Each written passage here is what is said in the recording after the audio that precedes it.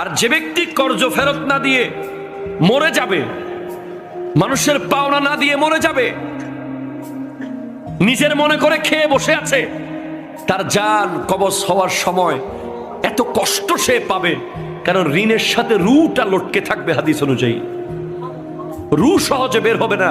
নবীজির হাদিসে আছে রু ঋণের সাথে লটকে থাকবে, অনেক কষ্ট হবে রু বের করতে।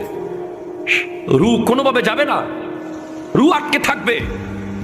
মানুষের পাওনা না দিলে, মানুষের উপর জুলুম করলে। আমরা তো আলহামদুলিল্লাহ নিশ্চিত মনে দোকান থেকে বাজার করি, নেন যা লাগে আপনি টাকা নেন, অসুবিধা নাই, আপনার সাথে দেখা কালকে হচ্ছে। কথা কোন ঠিক কিনা বলেন না? কারো কাছে টাকা পাইলে নিশ্চিত থাকি, একেবারে ঘুমাই শান্তিতে। একবার বলি ভাই টাকাটা দিবেন না, দুইবার বলি ভাই দিবেন না, তিনবার বলি ভাই দিবেন না, শেষ চারবার আর বলবো না। কারণ আমি জানি কত গুণ করে টাকাটা আসবে, কত রকম করে টাকাটা আসবে, কত প্রয়োজনীয় জায়গায় টাকাটা আসবে। ঠিক কিনা বলেন না?